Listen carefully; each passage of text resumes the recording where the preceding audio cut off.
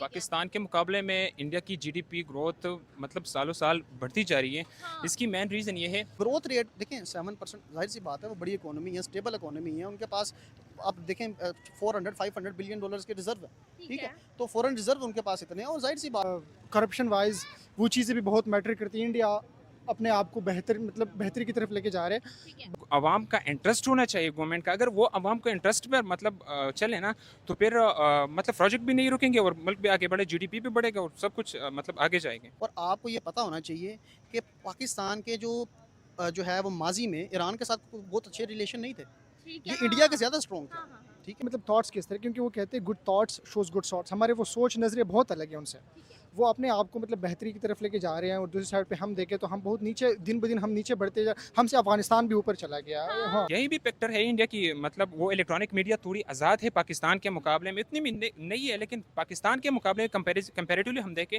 तो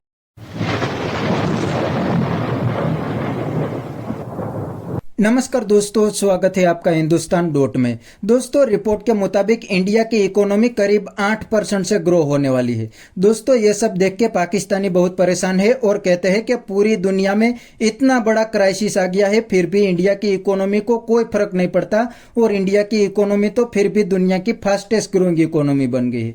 तो आइए दोस्तों, बिना टाइम वेस्ट किए वीडियो में आगे देखते हैं पाकिस्तानियों के रिएक्शन। अगर आप नहीं हैं तो पहले चैनल को सब्सक्राइब कर लीजिए और वीडियो को अंत तक देखें। अभी जो है जीडीपी के जो है वो अदाद-ओ-शुमार आया है इंडिया में, और इंडिया की जीडीपी पिछले 3 सालों में जो इंडिया में थी उसको क्रॉस करके अब तक की सबसे ज्यादा जीडीपी बन चुकी है। ना सिर्फ इंडिया बल्कि दूसरी कंट्रीज में भी की निस्बत काफी तेजी से इंडिया आगे बढ़ा है। वजह क्या लग रही है, क्या कहना चाहेंगे एज अ पाकिस्तानी? सबसे पहले तो आपका बहुत शुक्रिया, और मैं आपको इसका रीज़न बताता चलूँ। मैं सीए का स्टूडेंट भी हूँ। ठीक है। इसके कुछ बड़े रीज़न हैं। पाकिस्तान के मुकाबले में इंडिया की जीडीपी ग्रोथ मतलब सालों साल बढ़ती जा रही है। हाँ। इसकी मेन रीज़न ये है कि पाकिस्तान में जो गवर्नमेंट जो प्रोजेक्ट लाती है, जो दूसरा गवर्नमेंट इस पे आती है ना, तो पिछले गवर्नमेंट के जो प्रोजेक्ट होती है वो स्टॉप हो जाती है। सबसे पहला वजह तो ये है। दूसरी बात ये है कि हमारे इलाकों में सबसे, मैं तो मतलब केपीके से हूँ, मुझे अपने केपीके का पता है।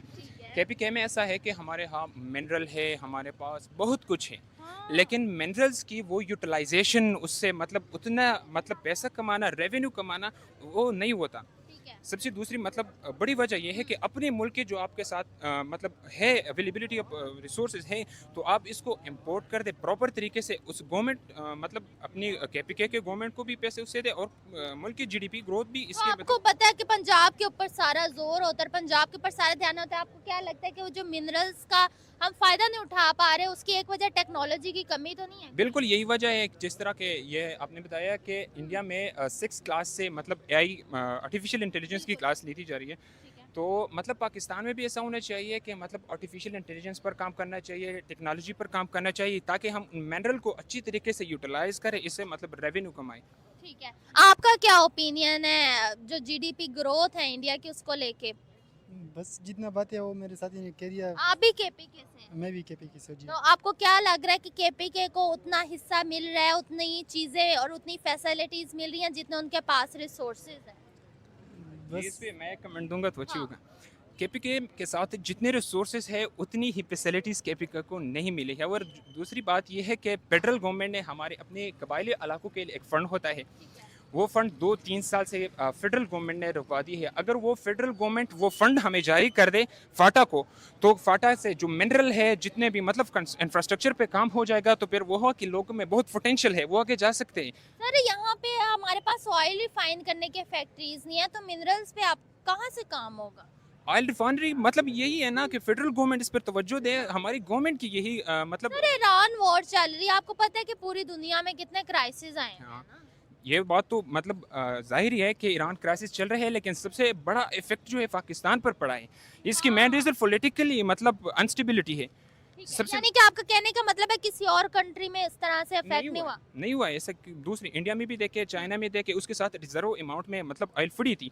पाकिस्तान के साथ भी पड़ी थी 28 दिन का, मतलब वजीर खजाना ने बताया था, पेट्रोलियम ने भी बताया था कि 28 दिन की हमारे पास है, लेकिन वो नहीं हुआ। मतलब 28 दिन का रिजर्व जो था उस पर आपने सब्सिडी नहीं दी और ऊपर से मतलब उसी दिन से आपने पेट्रोल महंगा कर दिया। ठीक है। हाँ तो सर वो यही कहा जा रहा है कि हमारे पास रिजर्व्स जो रखने के लिए बैंकर्स या चीजें चाहिए होती हैं, हमने उस पर भी बिल्कुल काम नहीं किया हुआ जिस तरह दूसरी कंट्रीज ने किया हुआ है।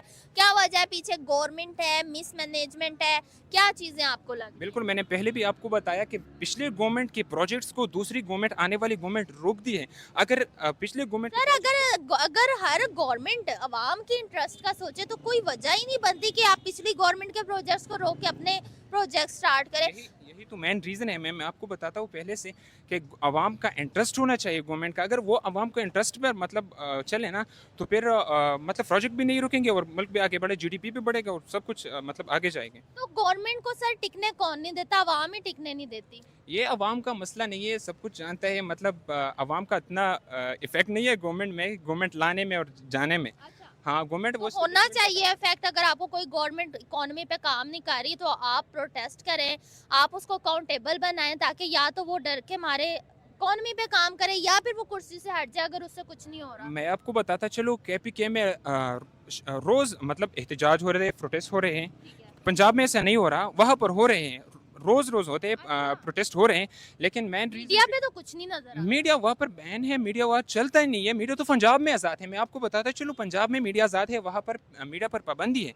मीडिया को जो इलेक्ट्रॉनिक मीडिया, सोशल मीडिया पर तो हर कोई करता है, मतलब सोशल मीडिया पर इतना नहीं चलता। लेकिन मेन रीज़न जो है वो बड़े लोग जो सोशल इलेक्ट्रॉनिक मीडिया भी ब्लॉक हो जाते हैं। नहीं, सोशल मीडिया चलती है। सोशल मीडिया की इन्फ्लुएंस इतनी नहीं है जितने इलेक्ट्रॉनिक मीडिया, क्योंकि मुल्क के बड़े लोग जो है वो स्टेक होल्डर्स जो है वो इलेक्ट्रॉनिक मीडिया को ज़्यादा मतलब प्रेफर करते हैं। तो वहाँ पर आपको लगता है कि इंडिया का मीडिया आजाद है इसलिए आज उनकी इकोनॉमी इस लेवल पे है? हाँ, वो मतलब यही भी फैक्टर है इंडिया की, मतलब वो इलेक्ट्रॉनिक मीडिया थोड़ी आज़ाद है पाकिस्तान के मुकाबले में। इतनी भी नहीं है, लेकिन पाकिस्तान के मुकाबले कंपेरेटिवली हम देखें तो मतलब इंडिया की मतलब इलेक्ट्रॉनिक मीडिया और सोशल मीडिया दोनों आज़ाद है। वहाँ पे मोदी की गवर्नमेंट बहुत ज्यादा कांस्टेंट है। अभी 78 साल बाद वेस्ट बंगाल में आ गई, जहाँ जिस स्टेट में नहीं थी उधर भी आ गई उनकी गवर्नमेंट।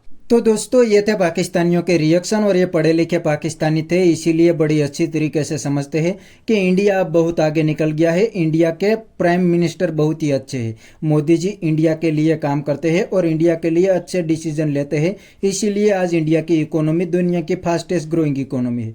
वरना पूरी दुनिया के अंदर कितना बड़ा एनर्जी क्राइसिस आ गया है। जब से अमेरिका और ईरान की जंग चालू हुई है उस दिन से पूरी दुनिया एनर्जी क्राइसिस महसूस कर रही है, लेकिन इंडिया के अंदर कोई क्राइसिस नहीं आया। इंडिया की इकोनॉमी भी फास्टेस्ट ग्रोइंग इकोनॉमी बन गई और पाकिस्तान की इकोनॉमी तो पूरी तरीके से बर्बाद हो गई है। अमेरिका और ईरान की जंग से पाकिस्तान के अंदर बहुत ही नुकसान हुआ है। पहले से इकोनॉमी बर्बाद थी, ऊपर से बहुत बड़ा एनर्जी क्राइसिस आ गया और पाकिस्तानी गवर्नमेंट को समझ भी नहीं आ रहा कि अब इतने बड़े क्राइसिस को हम कैसे हैंडल करें। इसीलिए ये पाकिस्तानी आज इंडिया की तारीफ करने लगे हैं। उनको पता है कि मोदी जी ने इंडिया के लिए बहुत अच्छे डिसीजन लिए हैं और इंडिया की इकोनॉमी पहले से पाकिस्तान से तो बहुत ही अच्छी है, तो आज भी अच्छी ही है और आने वाले दिनों के अंदर भी अच्छी ही रहेंगी। उसमें पाकिस्तान की कंपैरिजन तो हो ही नहीं सकती। तो बस दोस्तों आज के वीडियो में इतना ही। अगर आपको ये वीडियो पसंद आई है तो वीडियो को लाइक शेयर कर दीजिए और चैनल को सब्सक्राइब करना मत भूलिए। थैंक यू, मिलते हैं नेक्स्ट वीडियो में।